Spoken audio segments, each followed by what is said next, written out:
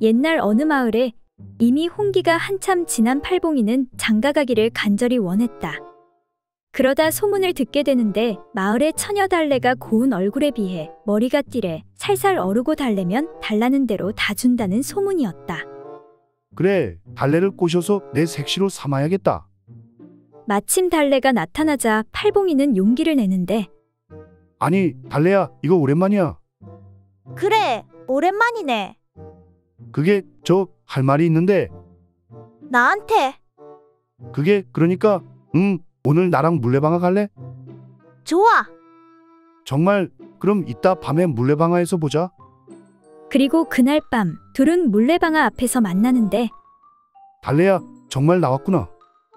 당연하지. 약속했으니 지켜야지. 그래, 그럼 안으로 들어갈까? 좋아. 이거 참 일이 순조롭게 진행되는구나. 그리고 잠시 후 거사가 끝나고 달래야, 사랑해. 너 정말 끝내주는구나. 난 너랑 혼인하고 싶어. 내 마음은 어떠니? 글쎄, 그건 좀 곤란한데. 왜 따로 만나는 남자 있어? 그건 아닌데 너랑은 할 수가 없어. 왜? 우리 집이 그래도 나름대로 먹고 살만한 거 알고 있잖아. 내가 고생 안 하게 해줄게. 나도 그러고 싶은데 우리 가족은 다 가족끼리 결혼한단 말이야. 아니, 그게 무슨 말이야? 엄마는 아빠랑, 할아버지는 할머니랑, 이모는 이모부랑, 작은 아버지는 작은 어머니랑. 그러니까 나도 가족이랑 결혼해야지. 이런, 생각보다 더 띨띨하구나. 그러나 달래를 놓치기 싫었던 팔봉이는 달래야, 그거라면 걱정 안 해도 돼. 내가 너보다 나이가 많잖니. 그러니 너랑 나랑은 오빠 동생 사이가 되는 게 아니니? 그렇긴 하네. 그리고 말이야, 아까 널 즐겁게 해준 녀석이 말이지. 그래, 그놈 참 조그만 놈이 재주가 있더구나. 사실은 그 녀석이 내 작은 오빠란다. 그렇게 팔봉이는 띨띨한 달래를 꼬셔 마침내 장가를 갈 수 있었다고 한다.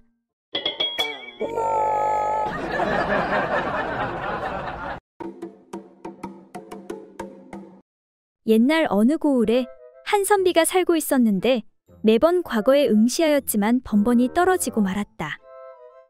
부인, 미안하오. 이번에도 떨어진 것 같구려. 서방님, 지금처럼 공부하시면 앞으로도 합격하지 못할 것 같습니다. 그러니 힘드시더라도 산속 암자에 들어가 공부에 매진하도록 하십시오. 난 부인 없인 하루도 못 산단 말이오. 이미 큰 스님께 말씀드렸으니 그리하시지요. 그런데 암자에 들어간 선비는 끓어오르는 욕구를 해결할 수 없어 견딜 수가 없었다. 마누라가 보고 싶어. 공부에 집중이 안 되는구나. 그러다 우연히 구멍 뚫린 호박을 보게 되었는데 그 구멍의 모양과 색깔이 꼭 여자의 그것과 같아 보였다. 그리하여 선비는 욕구가 생길 때마다 남몰래 호박에 자신의 물건을 집어넣고 즐기고 난 뒤 의자 밑에 감추어 두었다. 그런데 비밀은 없는 법.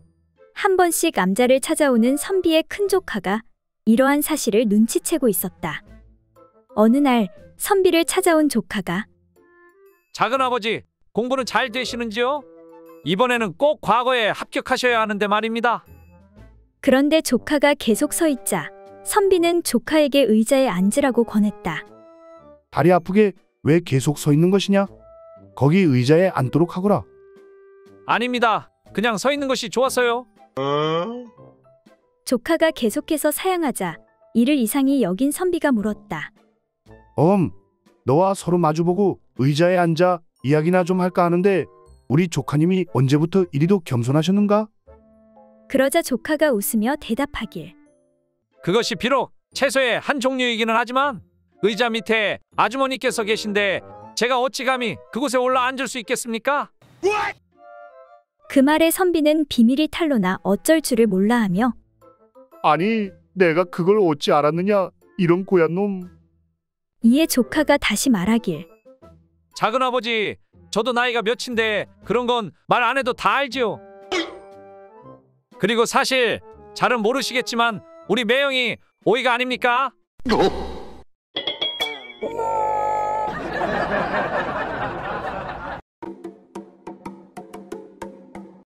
옛날 어느 마을에 박대감은 자신이 아끼는 첩을 친정으로 잠시 다녀오게 했다. 그런데 먼 길을 가는 첩을 호위시키기 위해 종들 중 어리석고 순진한 녀석을 고르려 하는데 이보거라, 떡새야. 네, 대감마님. 내 놈은 옥문이 무엇인지 아느냐? 아, 옥문이요. 그것은 쇳내가 아주 환장하는 것이지 말입니다요. 하루라도 없으면 아주 살 수가 없지요. 이 동네 옥문은 제가 다 꿰고 있습니다요, 마님. 넌 안 되겠구나. 가서 장작이나 패거라. 다음으로 좀 어린 칠보기를 부르는데 이보거라, 칠보가. 네 어르신 부르셨습니까? 내 놈은 옥문이 무엇인지 아느냐? 옥문 말씀이십니까? 그게 도대체 뭐 하는 건지요? 옥수수 넣어둔 창고문 같은 것인가요? 그래, 내 놈이 가면 되겠구나. 그리하여 칠보기는 최대감의 첩과 길을 나서던 중 어떤 냇가에 이르게 되었다. 칠보기는 첩을 업고 냇물을 건너며 손으로 첩의 옥문을 간질간질 하더니 내를 다 건넌 후 첩에게 물었다. 작은 마님, 대감께서 물어보신 게 있는데 혹시 옥문이 무엇인지 아시는지요? 이에 당황한 첩이 그러니까 그것은 내 주인의 거시기를 가두는 감옥 같은 것이란다. 아하, 그렇습니까요? 이때 칠보기는 집신을 몰래 벗어 화가 난 자신의 거시기에 걸어두고 찾는 척하며 어라, 그런데 내 집신이 어디 갔지? 이에 첩이 종의 거시기를 가리키며 말했다. 이놈아, 내 집신은 내 놈 거시기에 걸려있지 않느냐. 아, 그렇군요. 이놈이 바로 집신 도둑놈일세. 이놈을 가두어 두게 마님의 감옥을 좀 빌려주시는 게 좋을 듯 싶습니다. 이에 첩이 말하길 어머머, 이놈, 내 놈도 사내라고 뭘 알긴 하는구나. 그런데 이 옥문을 열려면 열량이 필요한데 내가 열량을 가지고 있느냐?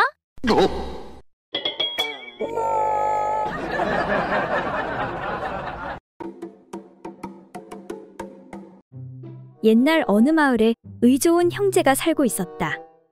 형제는 비록 따로 살았지만 콩 한쪽도 나눠 먹을 정도로 우애가 깊었고 서로를 무척이나 생각했다. 어느 해 가을, 추수를 끝내고 동생은 쌀가마를 짊어지고 형의 집으로 향했다. 우리 형님은 호라비로 자식들도 여러 키우고 나가는 돈도 많을 텐데 내 몫을 더 나눠줘야겠소. 그렇게 동생은 형의 집으로 몰래 발걸음을 옮겼다.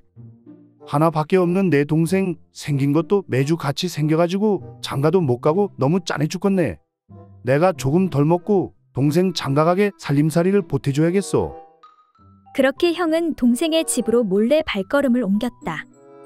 다음 날 이상하네. 왜 가마가 그대로지? 내가 잘못 셌나? 얼른 형님 집에 가져다 놓고 집에 가서 변강세전이나 읽어야겠구먼. 아씨, 귀찮아 죽겠네. 왜 자꾸 가마가 줄지 않는 것 같지? 빨리 끝내고 집에 가서 옥녀전 마저 읽어야 하는데.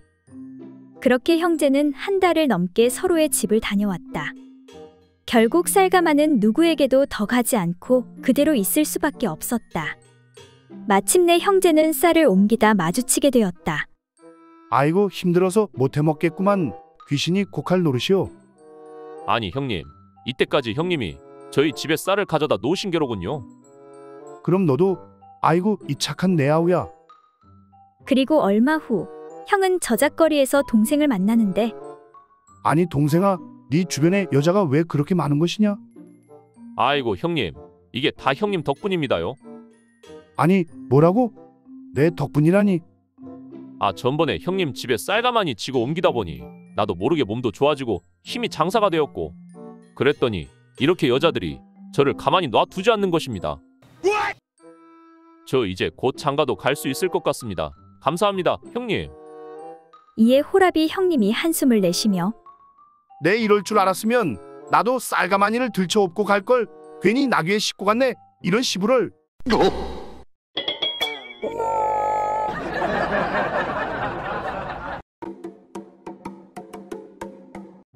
옛날 어느 마을에 어떤 부부가 살고 있었다. 그런데 부인인 길자는 요즘 남편 때문에 스트레스가 이만저만이 아니었다. 바로 남편의 잠버릇 때문이었다. 그날 밤도 무심결에 남편이 다리 하나를 부인의 배 위에 올려놓는데 아이고, 진짜 무거워 죽겠구만. 이 김장똥만한 장단지를 어찌 해야 될까? 제발 이것 좀 치워요. 도대체 잠버릇이 왜 그래요? 왜 자꾸 그 무거운 족발을 나한테 올리는 거예요? 거참 미안하오.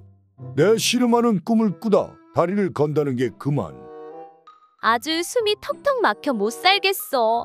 멀리 좀 떨어져서 자요. 알겠어. 정말 미안하오. 그리고 잠시 후 또 다리가 올라오는데 아 진짜 이놈의 족발을 대패로 다 밀어버릴까 어쩔까. 다리 좀 치워 이 양반아. 잠을 잘 수가 없네. 대체 왜 이러시오? 미안하네. 그런데 거참 너무한 것 아니오. 잠결에 그럴 수도 있지. 맨날 피곤하다고 집에 오면 밥만 먹고 바로 찍 뻗어버리고 나 외롭다고 해도 달래주지도 않고 밖에 한번 나가봐요. 강아지들도 짝짓기 하고 있어. 그러니 내가 뭐 이쁘다고 당신 잠버릇까지 받아줘야 하오. 정말 미안하네. 요즘 일이 너무 많아 피곤해 그렇소이다.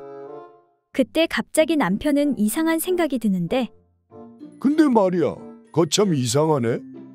이상하긴 뭐가 이상하다는 것이요? 이상하잖아. 장단지보다 훨씬 무거운 내 몸 전체가 자네 위로 올라갈 때는 무겁다는 소리를 전혀 안 하면서 겨우 다리 하나 올렸다고 그렇게 무겁다고 떽떽거리니 말이야. 그러자 부인이 말하길 그거야 이상할 것도 없지요. 온전히 올라올 때는 안 무겁지. 가운데 지렛대가 단단히 받치고 있으니까. 이에 남편이 고개를 끄덕이며 아하, 그렇구나. 어쩐지 키 작은 뒷집 과부도 무겁다는 소린 안 하더라니깐.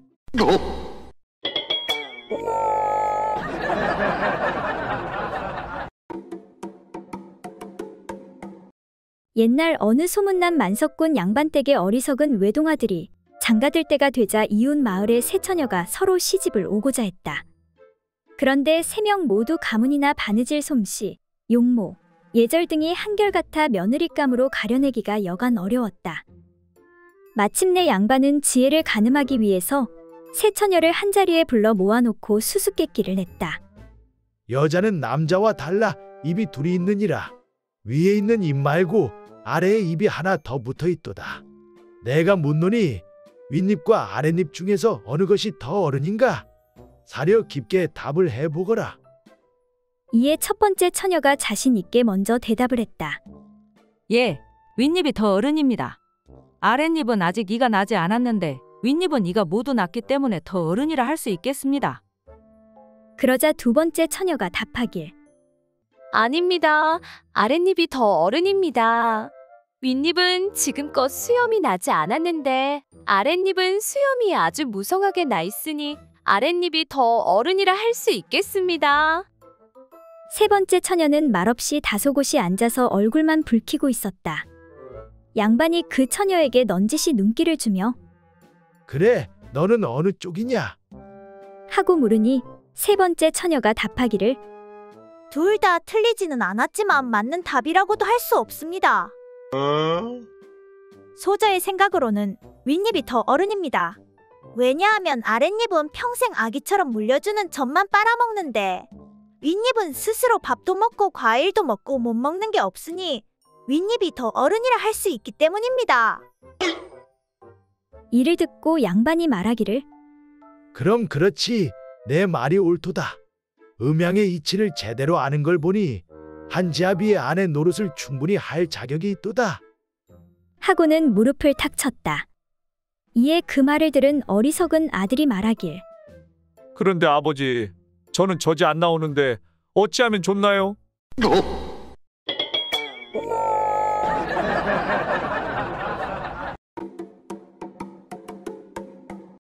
옛날 어떤 나그네가 여행을 하던 도중 길을 잃게 되었다. 갈 길은 멀고 날은 저물었는데 일을 어쩌면 좋단 말인가. 나그네가 그렇게 길을 헤매다가 간신히 어떤 외딴 집 한 채를 발견하게 되었다. 아니 이런 외딴 곳에 이런 집이 있다니 정말 다행이구나. 지친 나그네는 급히 그 집으로 달려가 대문을 두드렸다. 여보시오, 아무도 안 계시오? 지나가는 나그네인데 하룻밤만 묵고 갈 수 없겠소. 그러자 잠시 후 조심스레 대문이 열리면서 젊고 청조한 여인이 고개를 내미는 것이었다.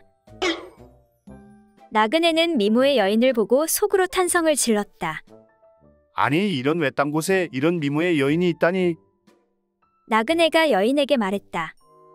부인, 죄송하지만 지나가는 나그네이온데 갈 길은 멀고 날은 저물어서 그러는데 하룻밤만 신세를 좀 질 수 있겠습니까?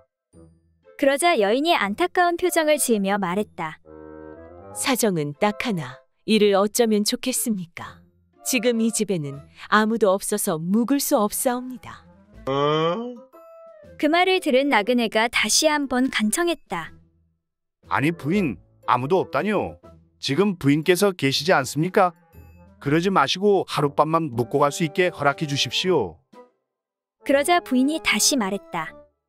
아니, 저의 말은 그런 뜻이 아니오라. 지금 집에 남정네가 한 분도 안 계시단 말씀입니다. 그 말을 들은 나그네는 넉살 좋은 웃음으로 이렇게 말하는 것이었다. 하하, 그 점이라면 염려하실 필요가 전혀 없습니다. 제가 바로 남자 아닙니까?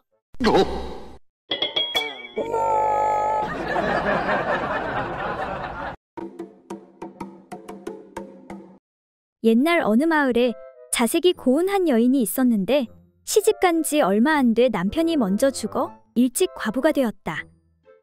과부는 때때로 남편의 무덤에 가서 통곡을 하며 괴로운 마음을 가누지 못하였다. 그런데 그때 이목구비가 수려한 한 선비가 그 앞을 지나가고 있었다. 그러다 갑자기 곡절도 묻지 않고 다짜고짜 그 앞에 앉아 목 놓아 통곡을 하는 것이었다. 아이고, 아이고. 이상하게 생각한 젊은 과부가 물었다. 도대체 왜 그러시오? 무슨 일이시오? 내 처가 얼마 전에 죽어 항상 슬픔을 품고 있었소. 그런데 마침 이곳을 지나다가 여인의 애통한 곡을 듣고 보니 나도 모르게 곡을 하게 된 것이오. 그 얘기를 들은 과부는 남편을 잃은 사연을 말하고 통곡을 그치지 않았다. 그러자 선비가 더욱 크게 곡을 하며 내 아내가 살아생전에 늘 자신의 손이 작은 것을 자책하고 나의 건망증이 심한 것을 책망하였으니 내 아내와 같은 사람을 어디서 다시 얻을 수 있을까? 라고 하며 또 곡을 하였다. 그러자 여인이 묻기를 손이 작은 것은 무엇을 말씀하시미요? 부끄러워서 차마 말 못하겠소. 궁금해진 여인이 힘써 묻자 선비가 말했다. 내 물건이 매우 큰데 아내는 그것을 움켜쥐기를 좋아하였소.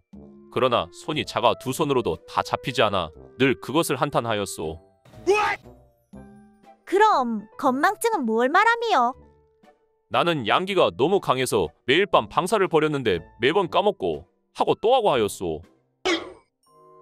그 말을 들은 과부는 야릇한 감정이 문득 발하여 일어나면서 말했다. 피차가 같은 심정으로 짝을 잃고 통곡하고 있으나 통곡해봤자 아무 소용도 없으니 당신과 함께 돌아가는 것이 더 좋을 듯하오.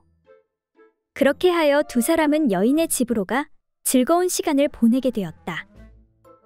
야 이놈아, 두 손은커녕 한 손도 남는데 어디서 혀를 놀려? 너 죽을래? 잘못했습니다. 용서해 주시오. 내 그만 실언을 하였소. 그래 좋다. 근데 너 이놈 밤새도록 할 수 있다고 했지? 못하면 내 놈도 무덤에 묻힐 줄 알아라.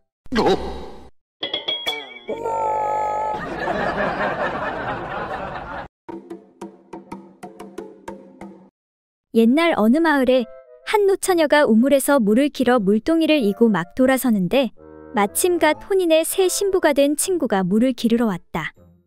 신부를 본 노처녀는 물동이를 인 채 첫날 밤 얘기를 들려달라고 졸랐다. 맹수가 첫날 밤 이야기 좀 해주렴. 이에 신부는 생긋이 웃으면서 첫날 밤의 경험을 얘기했다. 그러니까 내가 신방에 들어가 앉으니 신랑이 보고 좋아하면서 나를 껴안았어. 그러고는 내 몸을 더듬더니 내 옷을 홀랑 벗기고 안아서 이불 속에 반드시 눕히는 거야. 나는 어떻게 하는지를 보려고 신랑이 하는 대로 가만히 있었지. 그러니 신랑도 옷을 벗고 내 배 위에 엎드리는 거야. 그래서 어찌 되었는데? 그리고 나서 어디서 갖고 온 것인지는 몰라도 무엇인가 딱딱한 것을 가지고 내 두 다리 사이에 집어넣고 힘껏 누르고 휘젓는 것 같았어. 그런데 말이지, 얼마 후에 그만 내 온몸이 갑자기 고단해지고 팔다리에 힘이 쪽 빠지면서 정신이 황홀하고 몽롱해지더니 아롱아롱하게 혼미한 상태에 빠지고 마는 거야. 노처녀는 신부의 말에 몸을 흔들며 빨리 말하라며 재촉하였다. 그래서 어찌 되었는데? 계속 얘기해봐. 그런 다음에 어떻게 된 것인지는 모르겠는데 저절로 목에서 탄식 소리 같은 것이 나오더니 나는 무슨 애원하는 것 같은 외마디 소리를 계속 질러댔어.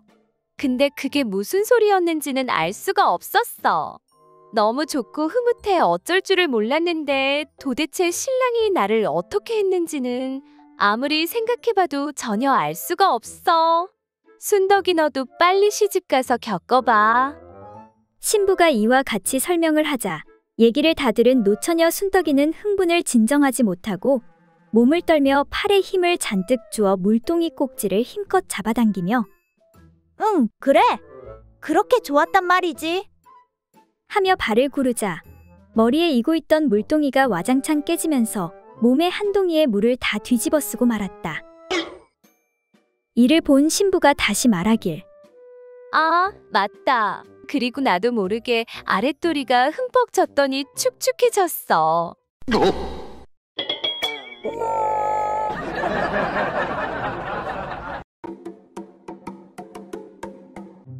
옛날 어느 마을에 어떤 총각 둘이서 친하게 지냈는데 한 친구가 어쩐 일인지 늘 다 죽어가는 목소리로 말했다. 야, 나 기운이 없어 죽겠다.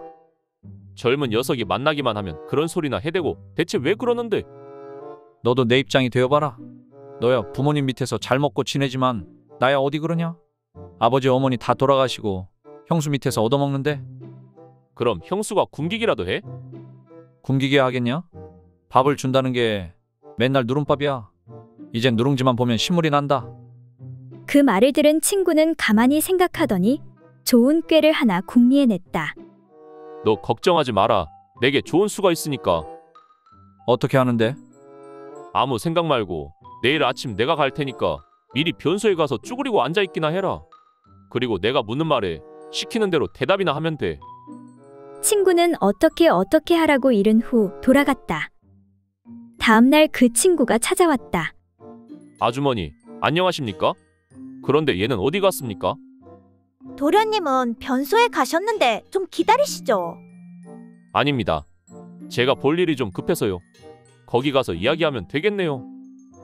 친구는 변소 앞에 가서 큰 소리로 이야기했다. 야, 너 물건 한 번 되게 크다. 요새 무얼 먹는데 그래? 맨날 누룽지지 뭐. 야, 너 누른밥을 한 해 먹고 이렇게 커졌으니 한 해만 더 먹으면 방망이만 하겠다. 형수는 부엌에서 밥하다 말고 이 소리를 다 들었다. 그런데 다음날 아침 또다시 누룽지밥이 나온 것이었다. 아니, 형수님, 왜 또 누룽지 밥인가요? 형님은 누룽지가 필요 없어요. 집도 좁으니 도련님이나 어서 많이 먹고 장가 가세요.